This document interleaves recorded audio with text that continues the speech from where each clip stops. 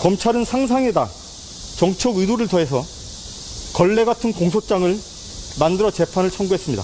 이 사건은 처음부터 검찰과 대통령실, 여당인 국민의힘이 작당해 삼각편대를 구성한 뒤 진행한 희대의 언론 탄압입니다. 이른바 윤석열 명예훼손 허위보도 의혹 사건 첫 재판에서 검찰이 개망신을 당했습니다.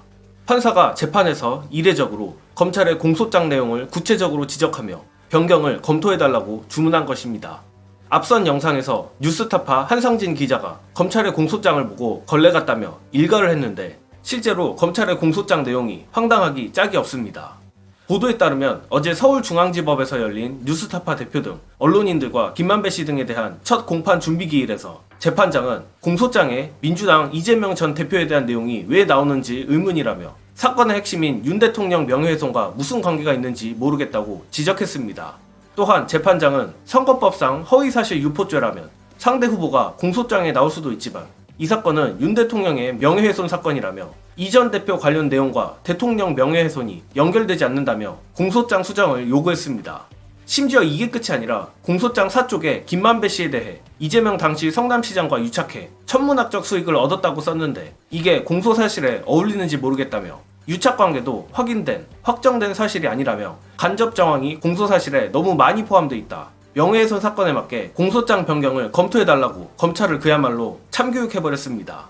한마디로 검찰이 공소장을 부적절하게 쓴 것뿐만 아니라 자신들의 뇌피셜까지 버무려 놓은 것인데 재판장의 일침에 검찰 측은 김 씨가 윤 대통령을 타격하기 위한 프레임으로 끌고 가려 했다는 의도를 밝히려 기재했다면서 다만 불필요한 기재는 재판부의 지적에 따라 생략하는 것도 검토해보겠다고 한 발 물러섰습니다. 자, 일전에도 제가 이 윤석열 명예훼손 관련 사건이 얼마나 이상하게 흘러가고 있는지 공유드린 바 있었는데 사실상 이재명 전 대표를 암시하며 김만배 신앙님의 배우를 밝히겠다던 검찰이 배우는커녕 공소장에서마저 판사에게 꾸중을 듣고 있는 상황인 것입니다. 이에 앞선 영상에 나온 한상진 뉴스타파 기자는 이번 사건에 대해 일부 정치검사들이 작당해버린 정치수사로 규정한다며 검찰의 수사와 기소가 얼마나 허황된 것인지 입증하는 데 최선을 다하겠다고 밝혔습니다. 아니나 다를까 공소장의 상태만 봐도 앞으로 재판이 어떻게 흘러갈지 대충 예상이 되는데 혹여나 검찰이 공소장을 제대로 썼다고 하더라도 뉴스타파를 상대로 한 재판이 쉽지는 않아 보입니다. 일단 혐의가 명예훼손인 만큼 피고인들이 허위성을 알고도 그랬는지가 관건인데 뉴스타파 김용진 대표와 한상진 기자는 김만배 씨와 신앙림 전 언론노조 위원장 간 돈거래 사실은 물론 보도 직전까지 녹취록의 존재도 알지 못한 상태였다고 합니다. 게다가 명예훼손이 반의사 불벌죄인 만큼 피해자로 적시된 윤석열이 명시적으로 처벌 의사를 밝혔는지도 논란거리입니다. 아직까지 윤석열의 명시적인 처벌 의사는 없는 상태입니다. 검찰이 권력의 애완견이 된 것이 하루 이틀은 아니지만서도 갈수록 하는 행태들이 우스꽝스러워지고 있는데 계속 이렇게 명줄을 재촉해주길 바랍니다. 끝으로 오늘 보도에 이재명 전 대표에 대한 얘기가 나온 김에 이재명 전 대표 관련한 의미심장한 소식 말씀드리면 드디어 이재명 전 대표가 탄핵이라는 단어를 언급했습니다.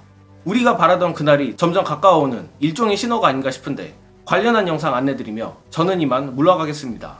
시청해주신 여러분 감사합니다. 이재명 대표가 김두관 후보와의 토론회에서 지금의 상황은 합의제 개헌보다는 탄핵이 좀 더 가깝지 않나 라는 투로 이야기를 꺼냈습니다. 이제까지 탄핵이라는 어휘를 쓰는 것을 극히 꺼려했던 이재명 대표가 탄핵이라는 단어를 최초로 꺼냈다는 측면에서 저는 이 부분은 두 가지로 해석을 합니다. 첫 번째는 자신감입니다. 최혜병 관련 특검을 처리하는 과정에서 이탈표가 4표가 나왔습니다. 그럼 뭡니까? 4표만 더 설득하고 옮기게 된다면 특검법과 극단적으로 탄핵도 가능하다라는 계산이 나오게 됩니다. 저는 이 부분에 대해서는 한동훈 대표도 고무되어 있을 것이라고 봅니다. 왜? 윤석열의 탄핵 가능성이 높아지고 장악력이 떨어질수록 한동훈의 운신의 폭은 넓어지거든요. 똑같습니다. 윤석열이 흔들리면은 야당 대표의 폭은 더 넓어집니다. 참 재밌죠? 그래서 이재명 대표가 전당대회 시작할 때 한동훈이 대표가 된다면 만날 수도 있다라는 이야기를 했다라고 봅니다.